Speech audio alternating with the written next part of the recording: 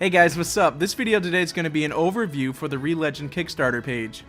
So if you guys aren't already familiar with what Relegend is, you'll definitely get a good idea after watching this video. I do have another video discussing my thoughts on the game, but this video is going to be all about me breaking down what the Kickstarter page's mission is, stretch goals, and just anything in general about the game.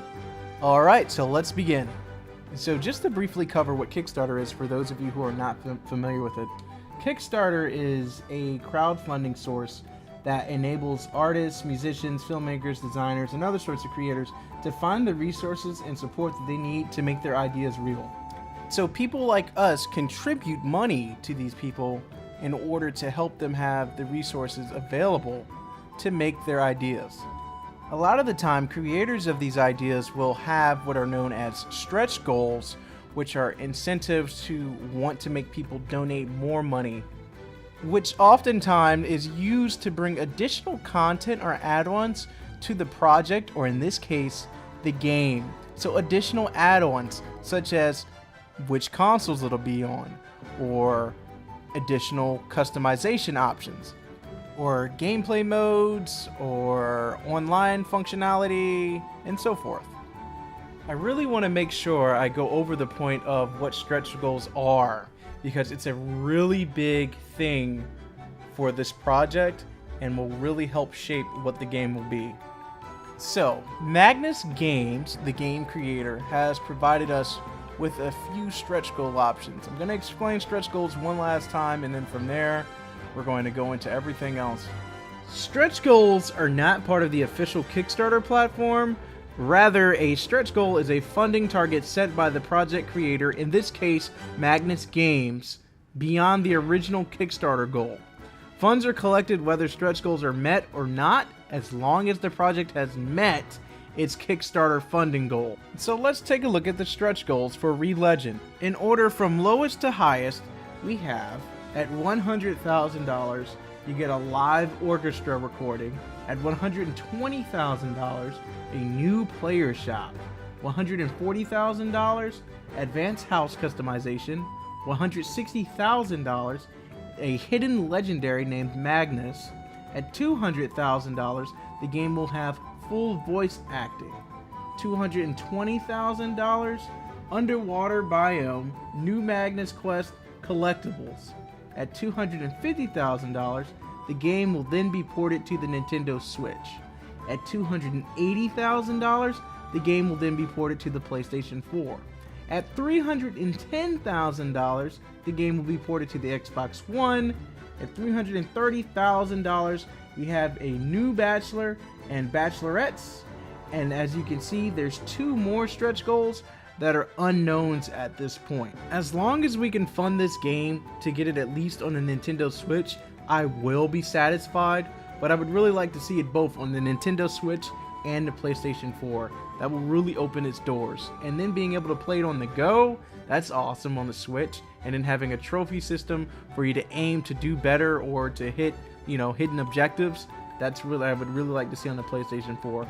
I don't really foresee a large audience for this type of game on the Xbox One. I do have an Xbox One.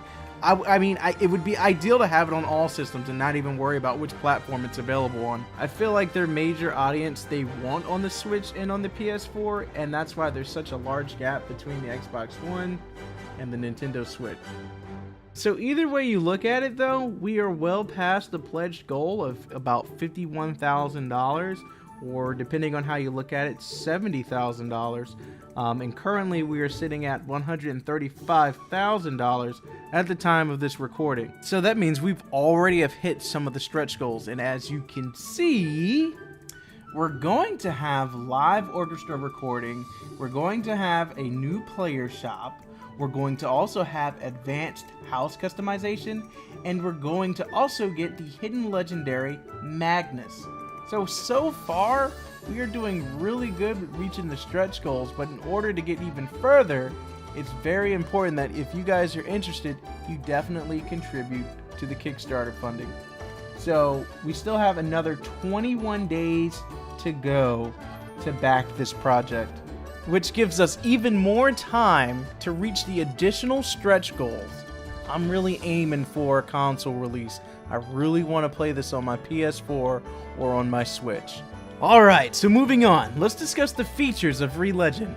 One of the biggest features in this game is taming and raising the creatures in this game known as Magnus. Magnus roam the land of Ethia, and every single one of them is tameable. That is so cool. I'm loving that. So there are plenty of ways that your Magnus creatures can assist you in this game. Of course, you have your combat, then you have your farming, then you have your fishing, and from the way the trailer describes it, it looks like you can also use them as a mount. The Kickstarter page also states that there's even more ways that they can assist you. So your Magnus is a very integral part to this game. Another thing about the Magnus creatures is that they will grow and evolve depending on how you care for them. And as stated on the Kickstarter page, each of them has unique evolution conditions. Once the Magnus has grown enough and you gain their trust, you can mount them and use their abilities at will. These abilities will be helpful in your adventure in many ways, so make sure you take good care of them. So dude, like, you might have a Magnus that might have 5 forms, you might have some that have 3 or 2. You probably can catch the rare... If you also think about it, the monsters in this game are named after the game's developers, Magnus. So, and then you also have the legendary one, Magnus. So, you'll be able to... I think that's cool. I like how they did that. Next up is multiplayer. Gameplay wise, there's plenty of activities that you can do with your friends. One of the main things would definitely be the farming aspect. So it looks like, according to the Kickstarter page, you can take on particular task of a function and your friends can handle the other portion. So that way you're not all doing the same thing. So that's pretty cool. A lot of good group play there. Up next, you can also use your Magnus as a mount to make the farming task easier, or you can choose to do the task without your Magnus. Most of the features in the game are built around multiplayer, so you'll be able to enjoy your friend's company throughout the game. So that's great. I like that you can actually play with your friend and not be like, oh, we're going to do the same 3 tasks that we always do. You can enjoy a very large aspect of the game with your friends, which is, I think is fun. So let's talk a little bit more about the farming aspect. On the Kickstarter page, you'll see that it says Vodka's Island fertile ground is perfect for crop cultivation, be it on land or underwater. You can plant plenty of crops all year long with different species of plants to be cultivated with each coming season. Each crop can be sold for gold or used to improve your progression in the game. Besides crops, you can also keep and breed the fish that you've caught around the world in your farm. So that's really cool. You can go to different various areas around the game. You can catch fish that are particular to one area, bring them to another, and mix and match. And who knows, you might be able to get some rare types of fish that may lay eggs or something that you can sell to get even better items. I like that. I like it a lot. I like it a lot. So what that makes me think is you'll probably be able to have 2 different types of farms. Of course, the natural one on land, but I feel like this is implying that you may be able to have underwater farms as well, where you're able to swim and cultivate the things such as seaweed and maintain your fish there. Just me probably thinking too much, but I feel like that's what it's kind of getting to. When you look at the video, you can see the characters swimming and picking crops from the water, but we don't know if that just means simply that they're going in the water to pick the crops to take them out for them to regrow later, or what.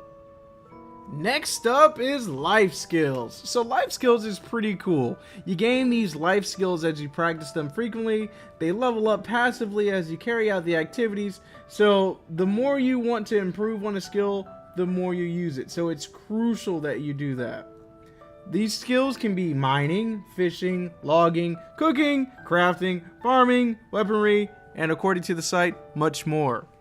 So if you want to be a master chef, you want to cook good recipes that probably heals more of your monster's HP, then you're going to want to cook a lot so you can learn better recipes. That's what I'm assuming that would mean. If you want to be able to catch rare fish, you want to fish a lot so you can obtain better maybe baits to use, maybe better lures, I don't know, things like that. Obviously crafting, the more you craft, the rare minerals you'll probably be able to make. Farming, the more you farm, the better tools and crops you might be able to grow. It's you know, you gotta really let your imagination go with it. And then of course weapons. So the more weapons you make, the better weapons you'll be able to make, the rarer weapons you'll be able to make. Maybe, you know, you have one friend who's focused more on farming, so he can make you the really nice crops. However, you have the one friend that likes to go out and fight monsters all the time, who can make the nice swords for the friend who may not be as good of a, I don't know, a monster fighter as the other person. I don't know, I'm just thinking too much now. Up next is story. So you can tell that the game's not going to focus a lot on the story. This is more of a, you know, farm monster raising game. The story is not going to be too big of a part. It'll be very small, I assume.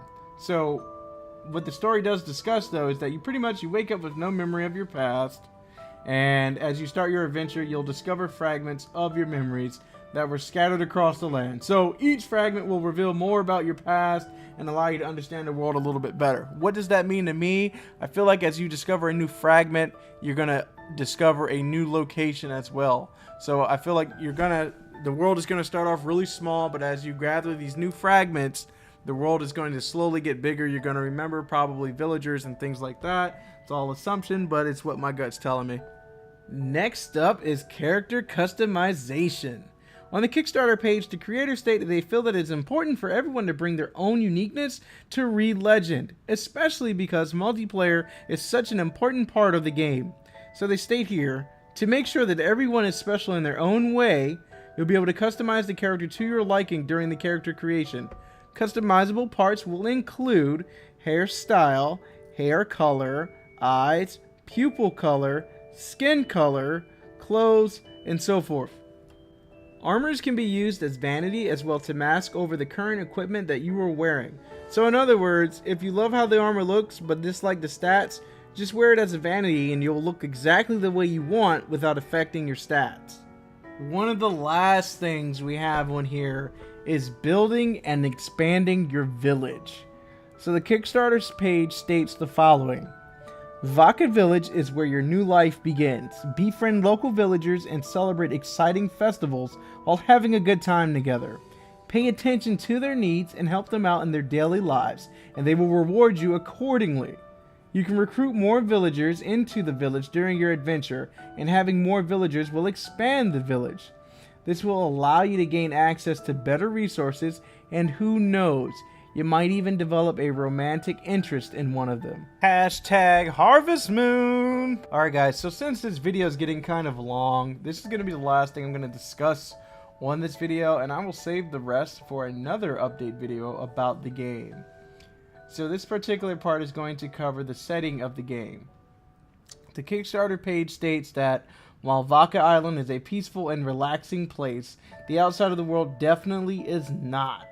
There are different regions around Vaca Island, and each is a dangerous area filled with wild Magnus. It is always a wise choice to bring along your trusted Magnus before heading out. And so what that means is, obviously Vaca is going to be the peaceful island, and to get to the different regions, they are more than likely going to be either islands, or as shown in the trailer, you can gather these items that will allow you to warp to these different locations. So, I mean, I'm very ecstatic about this game. This is a really good video. I'm glad I did it. This is meant to be informative for those of you who are not as up-to-date or aware of everything on the game, and you're willing to sit down and listen to somebody talk for almost 15 minutes about it. So, like I said, guys, this isn't going to be the final video I make about Re-Legend, but I just wanted to kind of have one that's really big and kind of covers the general topics about the game. As always, guys, this is Haikusen X, and I'll catch you on the next one.